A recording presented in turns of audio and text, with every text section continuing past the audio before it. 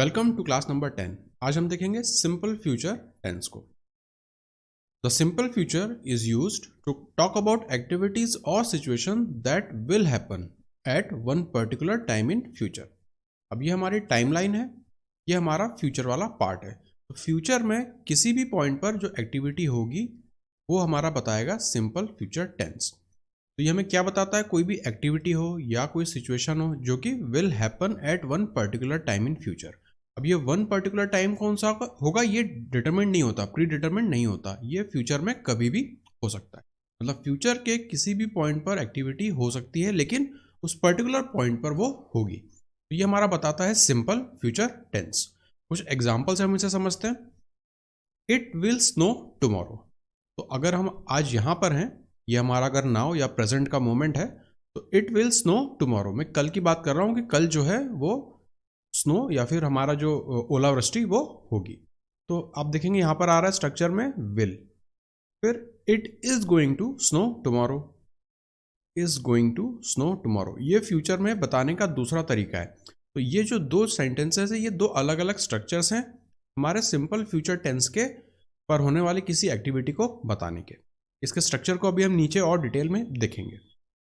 दूसरा, तनु will watch TV tonight. तो यहां पर आ रहा है तनु विल, उसी की जगह एक और सेंटेंस अगर हम देखें, Tanu is going to watch TV tonight, is going to. ठीक है, तो फ्यूचर पॉइंट क्या हो गया, टुनाइट, आज रात को होने वाली एक्टिविटी हमारी फ्यूचर पॉइंट हो गई।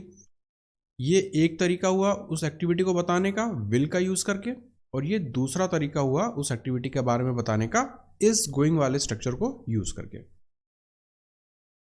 Is she going to be late. अभी हमने क्वेश्चन फॉर्मेट का ये हमारा क्वेश्चन देखा है जहां पे is she going to be late, again यहाँ पे गोइंग टू आ रहा है, फिर she is going to be late, she is not going to be late, ये हमारा नेगेटिव स्ट्रक्चर है। तो ऊपर के चार हमने देखे हैं पॉजिटिव स्ट्रक्चर, एक हमारा क्वेश्चन सेंटेंस, दूसरा हमारा नेगेटिव सेंटेंस। अब इन स्ट्रक्चर्स को हम एक एक करके देखेंगे। सबसे पहले आता है हमारा पॉजिटिव स्ट्रक्चर। अब पॉजिटिव स्ट्रक्चर में पहले आएगा सब्जेक्ट, फिर विल।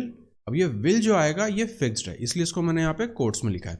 सब्जेक्ट के हिसाब से विल चेंज नहीं होगा, चाहे जो भी सब्जेक्ट यहाँ पर आए, जैसे कि आई, यू, दे, ही, ठीक है, चाहे फर्स्ट पर्सन हो, सेकंड पर्सन हो, थर्ड पर्सन हो, सब्जेक्ट से उससे कोई लेने देना नहीं है, हमेशा विल का प्रयोग होगा। फिर आएगा हमारा वर्ब। अब वर्ब भी हमारा किस फॉर्म में आएगा, तो वर्ब आएगा हमारा बेस फॉर्म में। जो सबसे पहला वर्ब का फॉर्म था बेस फॉर्म, हमें वही यूज करना है। और फिर आएगा हमारा आगे का सेंटेंस। एग्जाम्पल आप देखिए, I will read the book tomorrow, या फिर अगर हम ही को लें तो he will read the book tomorrow. तो पहली चीज जो पहचानने की है कि सेंटेंस में आपको विल दिखेगा, दूसरा जो वर्ब रहेगा वो हमेशा हमारा बेस फॉर्म में होना चाहिए। इसका हमें पास्ट पार्टिसिपल, पास्ट या प्रेजेंट पार्टिसिपल ऐसा कुछ भी नहीं बनाना है, हमारा वर्ब हमेशा बेस फॉर्म में होगा। दूसरा स्ट्रक्चर, जैसे हमने ऊपर एग्जांपल्स देखे थे, एक विल को लेके मैंने लिखा था और एक गोइंग टू वाले स्ट्रक्चर को लिखा था। तो ये हमारा दूसरा वाला स्ट्रक्चर। इसमें भी सबसे आगे आएगा हमारा सब्जेक्ट, फिर आएगा इज, एम और आर, बी के जो फॉर्म होते हैं वो इनमें से कोई एक, और ये इज आएगा या एम आएगा या आर आएगा, ये सब्जेक्ट पर डिपेंड होगा। ऊपर वाले में आप देखेंगे जब विल वाला स्ट्रक्चर आ रहा था तो वो सब्जेक्ट पर डिपेंडेंट नहीं था, लेकिन जब इस तरह का सेंटेंस बनता है जिसमें इज, एम, आर यानी बी का कोई फॉर्म आता है और गोइंग टू ये भी फिक्स रहेगा। उसके बाद वर्ब आएगी, अगेन यहां पर भी जो वर्ब है वो बेस फॉर्म में रहेगी और आगे रहेगा हमारा रेस्ट ऑफ द सेंटेंस। तो अगर सब्जेक्ट है I am going to read the book tomorrow, अगर सब्जेक्ट है ही, थर्ड पर्सन सिंगुलर की बात हो रही है, तो he is going to read the book tomorrow. अगर हम दे की बात करें तो they are going to read the book tomorrow. तो आई के साथ एम आ रहा है, ही के साथ इज आ रहा है, दे के साथ आर आ रहा है। ठीक है, तो इज, एम, आर इस तरह से हमारे सब्जेक्ट पर डिपेंड करेगा कि वो first person, second person, third person है, सिंगुलर है या प्लूरल है। उस हिसाब से हमारा यहाँ पे बी का कोई ना कोई फॉर्म हम यूज करेंगे, या तो इज, या तो एम, या तो आर। फिर गोइंग टू ये हमारा फिक्स स्ट्रक्चर रहेगा, फिर आएगी वर्ब और रेस्ट ऑफ द सेंटेंस। तो अगर इन दो स्ट्रक्चर्स में हम डिफरेंस की बात करें तो सब्जेक्ट एज इट इज आना है, फिर विल अगर हम विल के साथ अगर हम सेंटेंस बनाना चाहेंगे तो सब्जेक्ट डिपेंडेंट नहीं है, विल एज इट इज रहेगा हमारा, फिर बेस फॉर्म आ जाएगा वर्ब का और आगे का सेंटेंस। अगर गोइंग टू वाला अगर हमें स्ट्रक्चर चाहिए तो सब्जेक्ट के बाद हमें इज, एम या आर में से, इन तीनों में से कोई एक फॉर्म चूज करना पड़ेगा, और वो चूज हम कैसे करेंगे, सब्जेक्ट के हिसाब से देखेंगे। फिर आएगा हमारा गोइंग टू, और फिर बेस वर्ब हमारी बेस फॉर्म में, और फिर आगे रेस्ट ऑफ द सेंटेंस। तो ये दोनों स्ट्रक्चर आपको समझ में आ गए होंगे अच्छी तरह से। ये बात करी हमने पॉजिटिव सेंटेंसेस की। वी यूज विल और going to and the verb in the base form. तो ये दोनों बातें हम ऊपर देख चुके। हम चाहें तो सेंटेंस विल के साथ बना सकते हैं या चाहें तो गोइंग टू के साथ बना सकते हैं, लेकिन जो वर्ब रहेगा वो हमेशा हमें बेस फॉर्म में यूज करना है। ठीक है, तो ये बात हुई हमारी पॉजिटिव सेंटेंसेस की। अब देखते हैं हम नेगेटिव सेंटेंसेस को। अब नेगेटिव सेंटेंसेस में क्या होगा, पहले आएगा आगे हमारा सब्जेक्ट, फिर आएगा विल और नॉट। अगेन ये विल और नॉट जो है ये हमारा फिक्स्ड है, ये सब्जेक्ट के हिसाब से चेंज नहीं होगा। तो सब्जेक्ट आया, फिर विल नॉट आया, फिर वर्ब, वर्ब अगेन हमारी बेस फॉर्म में रहेगी, और आगे हो जाएगा हमारा rest of the sentence. Example, again यहां पर आप कोई भी सब्जेक्ट अपने मन का चूज कर लीजिए, उसके साथ आप यूज करेंगे विल नॉट। पॉजिटिव वाले की बात करें तो वहां पे सिर्फ विल आ रहा था, नेगेटिव वाले में हम विल के आगे नॉट लगा रहे हैं। I will not read the book tomorrow, या फिर they will not read the book tomorrow. अब हम बात करते हैं दूसरे वाले स्ट्रक्चर की, गोइंग टू वाले स्ट्रक्चर की। अगर उसे हमें नेगेटिव बनाना हो तब हम क्या करेंगे, अगेन सब्जेक्ट हमारा आगे आएगा, फिर प्लस इज एम आर उसमें भी आ रहा था जो कि हम सब्जेक्ट के हिसाब से चूज करते हैं, फिर आगे हम लगा देंगे नॉट, और फिर हमारा going to. Subject plus be का form plus not plus going to, verb again हमारी बेस फॉर्म में रहेगी, और आगे रेस्ट ऑफ द सेंटेंस। तो एग्जांपल कैसा हो जाएगा, I am not going to read the book tomorrow, he is not going to read the book tomorrow, they are not going to read the book tomorrow. तो ऊपर जो आपने positive sentence का structure देखे थे और जो नेगेटिव देख रहे हैं बहुत सिमिलैरिटी है। सिर्फ नेगेटिव बनाने के लिए हम यहाँ पे विल के आगे नॉट यूज कर रहे हैं और यहाँ पे इज एम आर के आगे नॉट यूज कर रहे हैं। ठीक है, तो आई होप कि आपको ये पॉजिटिव और नेगेटिव स्ट्रक्चर समझ में आ गए होंगे। बहुत सिमिलर से हैं, बहुत ज़्यादा डिफरेंस नहीं है। नेगेटिव बनाने के लिए हमें सिर्फ एक यहाँ पे नॉट एक्स्ट्रा ऐड करना पड़ रहा है। ठीक है, we use will not, will के आगे नॉट, फिर नॉट गोइंग टू या इज एम आर के आगे नॉट लगा देते हैं, and the verb in the base form. तो ये बात हम ऊपर ऑलरेडी कर चुके हैं। तो बहुत सिमिलैरिटी है पॉजिटिव और नेगेटिव स्ट्रक्चर्स में, सिर्फ नॉट कहां पे प्लेस करना है ये आपको पता होना चाहिए। तीसरा पार्ट, क्वेश्चन सेंटेंसेस का। क्वेश्चन सेंटेंस अगर फ्यूचर सिंपल की हम बात करें तो स्टार्ट होंगे विल से, फिर आएगा हमारा सब्जेक्ट, फिर आएगा हमारा verb, verb again base form में, और फिर आगे रेस्ट ऑफ द सेंटेंस। अब जैसे ऊपर पॉजिटिव और नेगेटिव स्ट्रक्चर्स में हमने देखा था विल जो है वो सब्जेक्ट पर डिपेंड नहीं होता था, यहां पर भी विल एज इट इज रहेगा। Will you go to picnic next month, या will they go to the picnic next month. ठीक है, तो आपका विल फिर सब्जेक्ट फिर वर्ब, ये आपकी मेन वर्ब है तो वो हमने अपनी बेस फॉर्म में लिखी है, और रेस्ट ऑफ द सेंटेंस। अब आपको पता है जब भी हमने पहले के जो अपने टेंसेस देखे थे वहां पर भी हमने देखा जब भी हम क्वेश्चन सेंटेंस बनाते हैं तो हमारा जो सब्जेक्ट और जो ऑक्सिलरी वर्ब या जो हेल्पिंग वर्ब रहता है उनकी पोजीशंस हम इंटरचेंज कर देते हैं। इसीलिए विल हमारा आगे आ गया और सब्जेक्ट हमारा पीछे आ गया। जैसा हमने पिछली क्लास में देखा था, इसे हम कहते हैं इन्वर्टेड फॉर्म। इन्वर्टेड फॉर्म में सब्जेक्ट बाद में आता है और जो हेल्पिंग वर्ब रहता है वो पहले आता है। नॉर्मल फॉर्म में सब्जेक्ट पहले आएगा और हेल्पिंग वर्ब उसके बाद में आता है। ठीक है, तो क्वेश्चन सेंटेंसेस चाहे जहां पर भी बने हमेशा वो इन्वर्टेड फॉर्म में बनते हैं। अब दूसरा हमारा गोइंग टू वाला स्ट्रक्चर, तो उसमें हम स्टार्ट करेंगे इज एम आर से। यहाँ पे इज एम आर जो है वो हेल्पिंग वर्ब की तरह काम कर रहे हैं क्योंकि आगे एक मेन वर्ब ऑलरेडी जुड़ा हुआ है। तो is am are plus subject, तो ये हो गया हमारा इन्वर्टेड फॉर्म। उसके बाद गोइंग टू, ये हमारा जो स्टैंडर्ड स्ट्रक्चर है, एक विल वाला स्ट्रक्चर और एक गोइंग टू वाला स्ट्रक्चर, और फिर वर्ब हमारी अगेन बेस फॉर्म में और rest of the sentence. Example, is she going to go to picnic next month, या फिर am I going to go to picnic next month, या फिर are you going to go to picnic next month. तो ये बात हुई हमारे is am are और गोइंग टू वाले स्ट्रक्चर की, और यहाँ पे था हमारा विल वाला स्ट्रक्चर। तो विल वाला स्ट्रक्चर में इज एम आर नहीं आता है, जब भी हम गोइंग टू के फॉर्म को यूज करेंगे तब वहां पे इज एम आर आएगा। तो ये कुछ स्ट्रक्चर के बेसिक डिफरेंसेस हैं, बहुत ज़्यादा अंतर नहीं है। तो अगर हम सिंपल हमारे फ्यूचर की बात करें तो दो तरह से हम उसमें सेंटेंस बनाते हैं, एक विल वाले स्ट्रक्चर को यूज़ करके, दूसरा एक गोइंग टू वाले स्ट्रक्चर को यूज़ करके। अगर आप गोइंग टू वाला स्ट्रक्चर यूज़ करते हैं तो उसके साथ आप इज एम आर का प्रयोग करते हैं, और विल वाले में ऐसा कुछ नहीं है।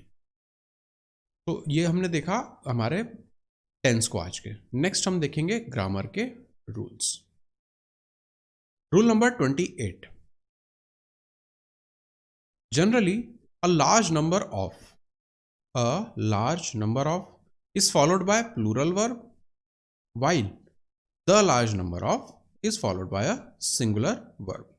तो जब भी सेंटेंस में आपका a large number of हो तो उसके बाद जो भी आपका वर्ब आएगा वो प्लूरल होना चाहिए, और अगर the large number हो तो उसके बाद जो वर्ब आएगा वो सिंगुलर होना चाहिए। ठीक है, तो यहाँ पे हम अ यूज कर रहे हैं, द यूज कर रहे हैं, इस पे बात आके हमारी टिक जाती है। एग्जाम्पल देखते हैं, a large number of students was absent. अब यहाँ पे a large number of students, a large number of से शुरुआत हो रही है हमारे सेंटेंस की। इसके बाद क्या आना चाहिए, ऑफ स्टूडेंट्स वॉज। तो वॉज जो है इसकी जगह, ये तो हमारा सिंगुलर वर्ब हो गया, इसकी जगह हमें यूज करना है प्लूरल वर्ब, इसलिए ये वाला सेंटेंस हमारा गलत है।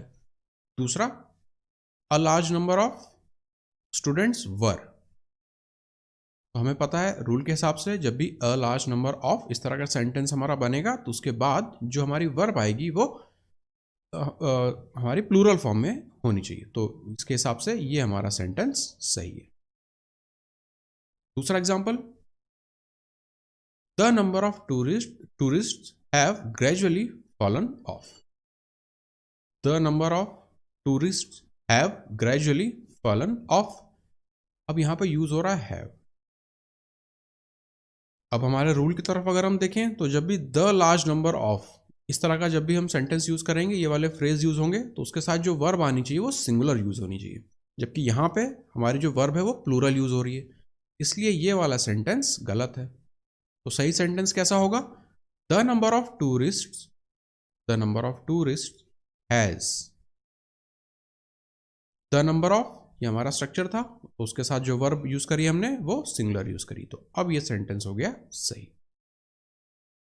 आई होप कि आपको यहाँ पे अंतर समझ में आ रहा होगा। यहाँ पे अ लार्ज नंबर ऑफ और यहाँ पे द नंबर ऑफ, एक डेफिनेट सी फीलिंग आ रही है यहाँ पे, है ना, क्योंकि द तो हमारा डेफिनेट वाला आर्टिकल होता है, तो इसलिए यहाँ पे जो हम इसे आगे वर्ब यूज कर रहे हैं वो है सिंगुलर, और अगर अ लार्ज नंबर ऑफ आएगा उसके साथ हम यूज करेंगे वर्ब या फिर plural form of verb.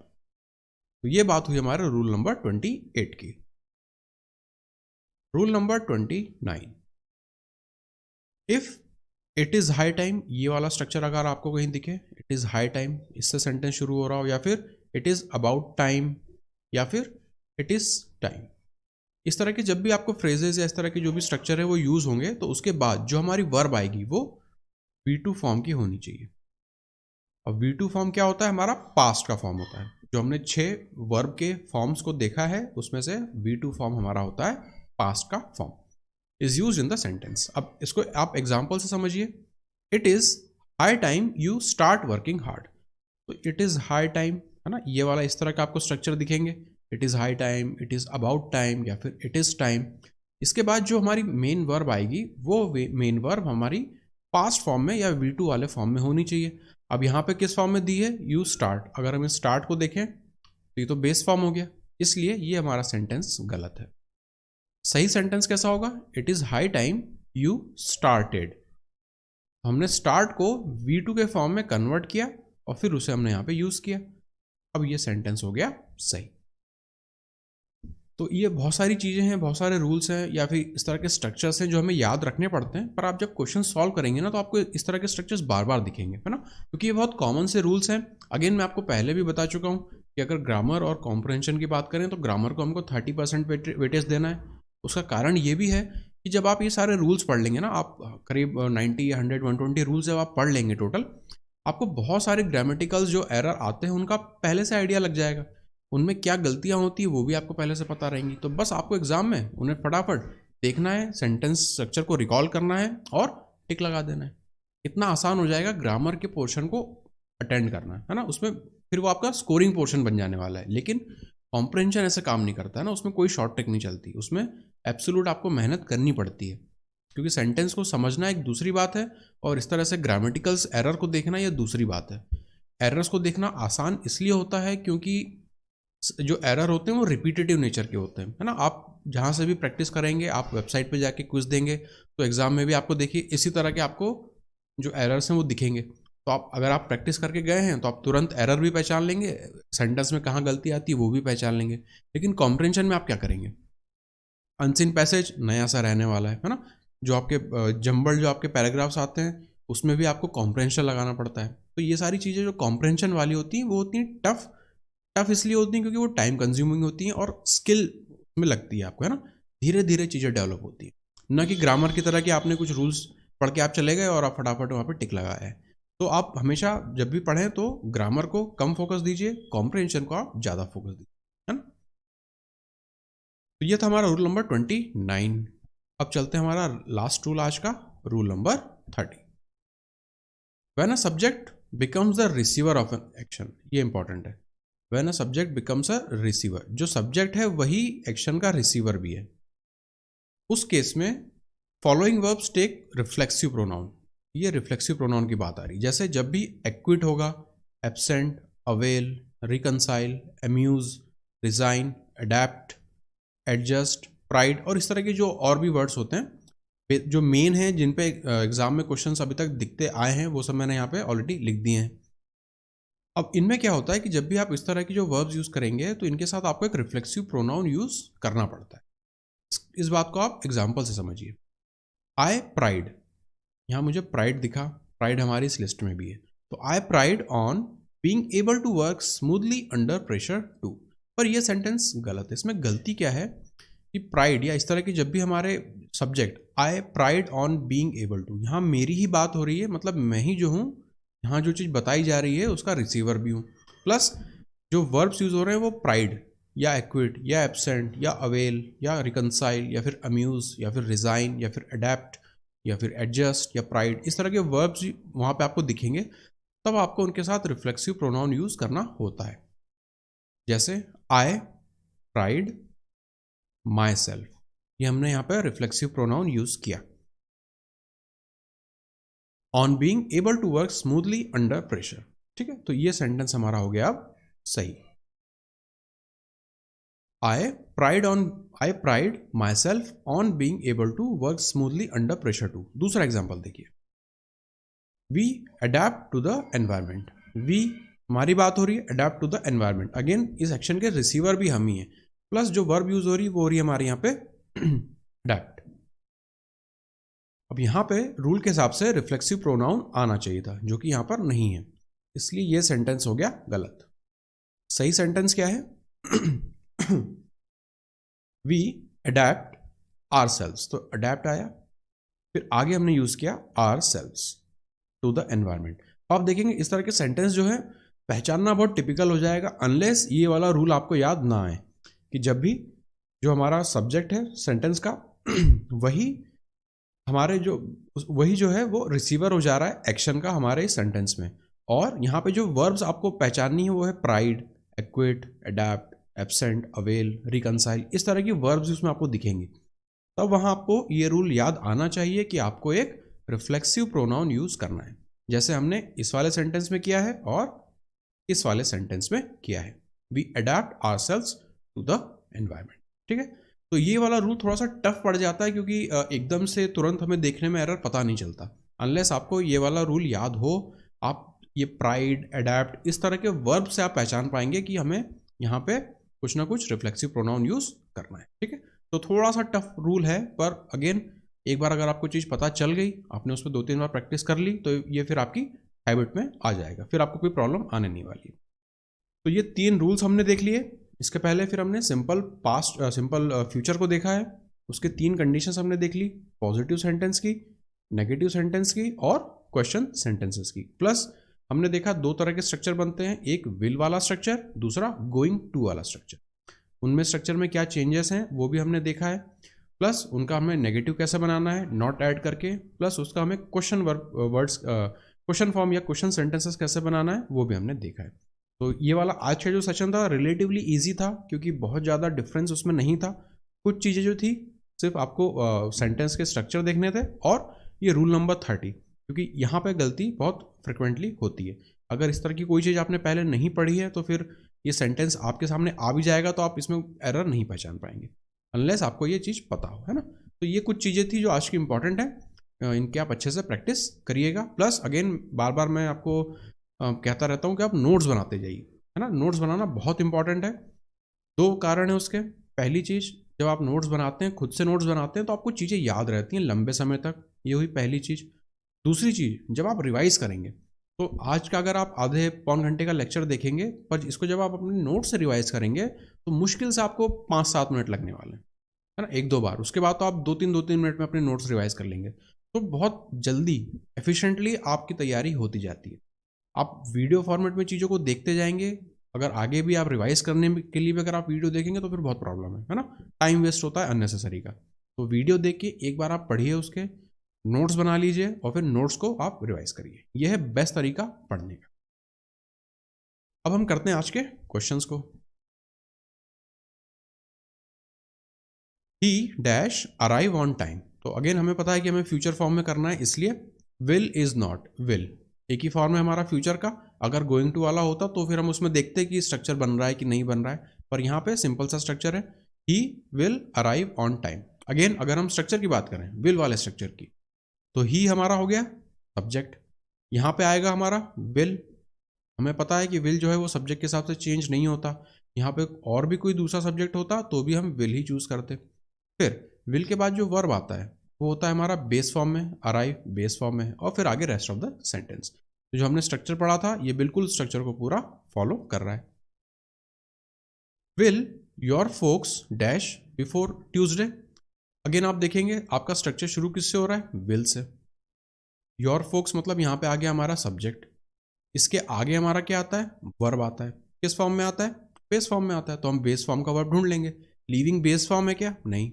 Leaves है, लीव है, लीव्स नहीं। लीव हमारा बेस फॉर्म है, तो ये हमारा आंसर हो जाएगा। Will your folks leave before Tuesday. Next, we dash get there until after dark. We will get there until after dark या फिर we won't get until after dark. अभी जो वोंट है ये हमारा कॉन्ट्रैक्टेड फॉर्म होता है विल नॉट का। ये वोंट जो है वो कॉन्ट्रैक्टेड फॉर्म है विल नॉट का। तो we dash get there until after dark. हम ऑप्शंस चेक कर लेते हैं। पहली चीज़ तो हमें पता है कि यहाँ पे हमें वी दिख गया, मतलब सब्जेक्ट दिख गया। फिर यहाँ पे हमारा जो भी है विल या नेगेटिव जो भी हमें बनाना है, अगर पॉजिटिव बनेगा तो विल जोड़ेंगे, नेगेटिव बनेगा तो विल नॉट जोड़ेंगे। फिर यहाँ हमारा गेट मतलब हमारा सब्जेक्ट का बेस फॉर्म हमें दिख गया, और बाकी तो आगे का सेंटेंस है। अब हमें ये पता है कि यहाँ पे या तो विल आएगा या विल नॉट आएगा। अब हम यहाँ पे पुट करके देखेंगे क्या होगा। We will get there until after dark, है ना, यहाँ पे अंटिल आ रहा है ना, तो ये मुझे बता रहा है कि हमें नेगेटिव फॉर्म यूज करना पड़ेगा इस वाले पार्ट में। We will not get there until after dark, ये हमारा सही ऑप्शन होगा।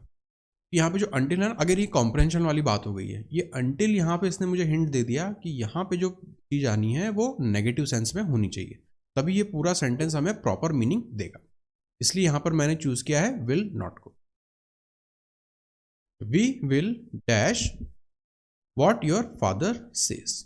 अगेन यहां पे आ गया वी हमारा सब्जेक्ट, विल स्ट्रक्चर का पूरा पार्ट है, आगे आएगा हमारा वर्ब इस वाले पार्ट में। अब वर्ब भी किस फॉर्मेट में होता है हमें पता है, विल वाला स्ट्रक्चर आ रहा है तो सिंपल फ्यूचर में हम यूज करते हैं बेस फॉर्म ऑफ वर्ब। तो सी बेस फॉर्म है, टू सी नहीं है, सीइंग ऑब्वियसली नहीं है, तो एक ही ऑप्शन बचता है, option number A, we will see what your father says.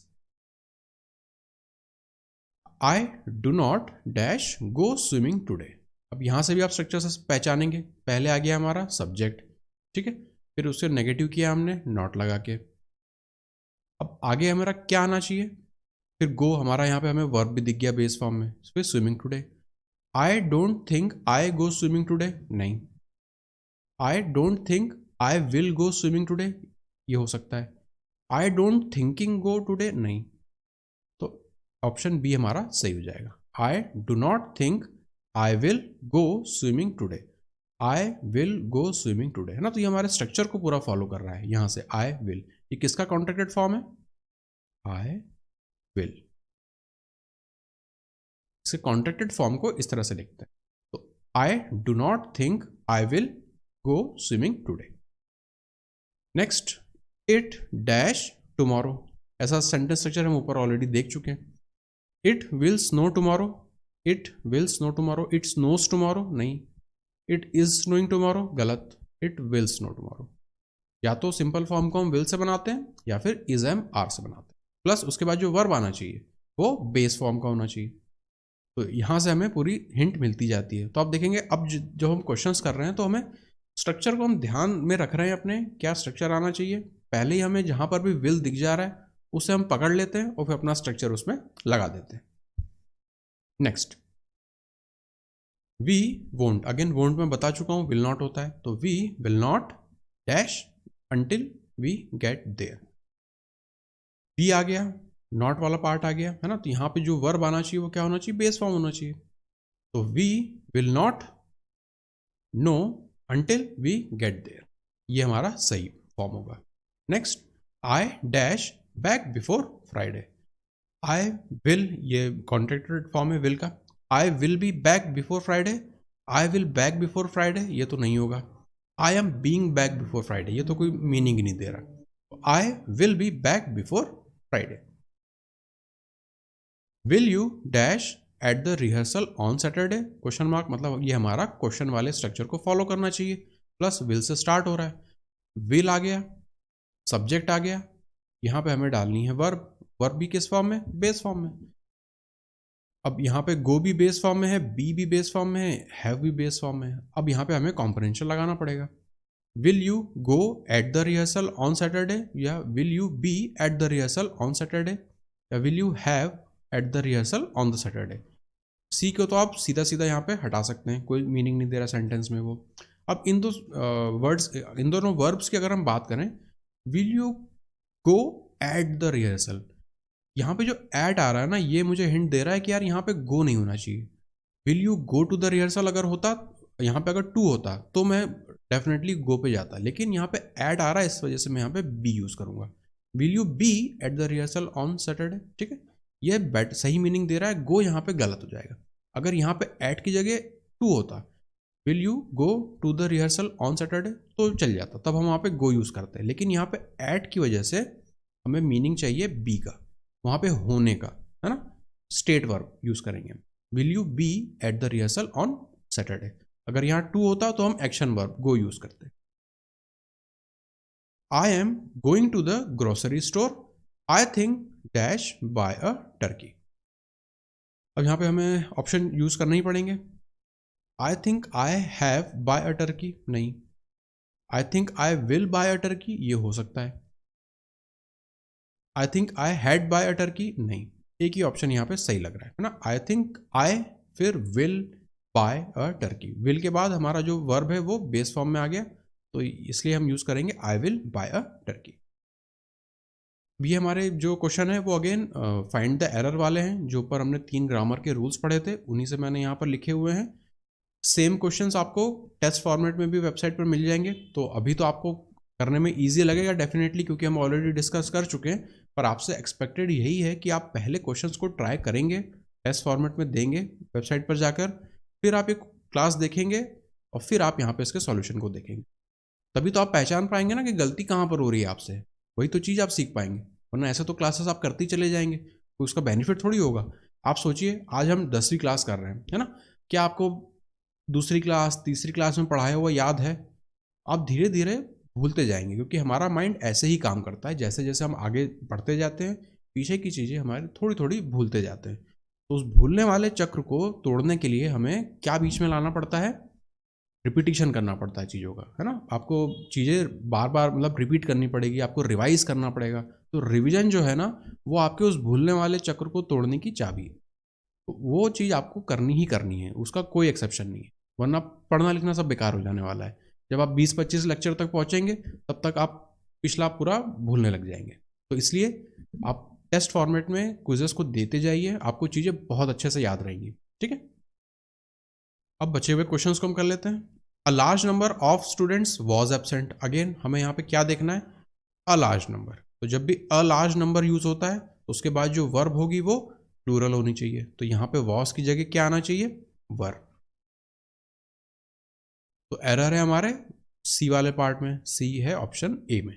तो करेक्ट सेंटेंस क्या होगा, a large number of students were present. अगर यहाँ पे अ की जगह द होता, ठीक है, the large number of students was present, तब वॉज सही हो जाता। The number of tourist have gradually fallen of. Again यहाँ पे द नंबर ऑफ, तो द नंबर ऑफ के बाद जो हमारी वर्ब आनी चाहिए वो सिंगुलर होनी चाहिए। तो हैव की जगह आना चाहिए हैज। एरर कहां पर है, ऑप्शन नंबर बी वाले पार्ट में, और बी वाला पार्ट है ऑप्शन डी में। It is high time you start working hard. Again it is high time, इस तरह का जब भी आपको स्ट्रक्चर दिखे तो उसके बाद जो हमारी वर्ब आनी चाहिए वो किस फॉर्म में होनी चाहिए, V2 फॉर्म में, पास्ट फॉर्म में होनी चाहिए। तो इसलिए गलती है यहां पर ऑप्शन नंबर या पार्ट सी में, पार्ट सी है ऑप्शन नंबर ए में। करेक्ट सेंटेंस क्या होगा, it is high time you started working hard. ठीक है, तो जब भी इट इज हाई टाइम इस तरह का सेंटेंस स्ट्रक्चर आए तो आपको जो वर्ब यूज करनी है, मेन वर्ब यूज करनी है, वो होगी V2 या पास्ट फॉर्म में। I pride on being able to work smoothly under pressure too. Again I pride on being able to work smoothly under pressure too. यहाँ पे सब्जेक्ट जो है वही रिसीवर भी है एक्शन का, प्लस प्राइड, ये वाले वर्ड से मैं पहचानता हूँ। प्राइड आए, अवेल आए, रिकनसाइल आए, इस तरह की जो भी वर्ड्स आए तो उसके बाद आपको रिफ्लेक्सिव प्रोनाउन यूज करना होता है। इसलिए एरर है हमारे ए वाले पार्ट में, तो हम ऑप्शन बी को टिक लगाएंगे। करेक्ट सेंटेंस क्या होगा, I pride myself on being able to work smoothly under pressure too. Last question, we adapt to the environment. Again we adapt to the environment, मैं adapt से पकड़ूंगा। जब भी adapt लिखा हो, प्राइड लिखा हो, इस तरह के आपके वर्ड्स लिखे हों, प्लस जो आपका सब्जेक्ट है वही आपके पूरे सेंटेंस का या एक्शन का रिसीवर भी हो, तो हमें यहाँ पर कोई ना कोई रिफ्लेक्सिव प्रोनाउन अप्रोप्रिएट यूज करना पड़ता है। यहाँ पे एरर है क्योंकि रिफ्लेक्सिव प्रोनाउन नहीं है, तो बी वाले में पार्ट में एरर है, बी पार्ट है हमारा ऑप्शन नंबर डी में। करेक्ट सेंटेंस क्या होगा, we adopt ourselves to the environment, तब ये सेंटेंस हो जाएगा हमारा सही। तो ये था हमारा आज का लास्ट क्वेश्चन, और इस सेशन में हमने आज से फ्यूचर टेंस को स्टार्ट किया है। दो या तीन इसके लेक्चर्स अभी और होंगे, तो टेंसेस वाला जो तो हमारा पूरा पार्ट है इसे हम पहले फिनिश करेंगे, फिर हम कोशिश करेंगे इसके बाद कंडीशनल लेने की या फिर ग्रामर पार्ट में जाने की, आप जैसा सजेस्ट करेंगे उस हिसाब से। तो आज की क्लास को फिर हम यहीं पर ख़त्म करते हैं और मिलते हैं नेक्स्ट क्लास में।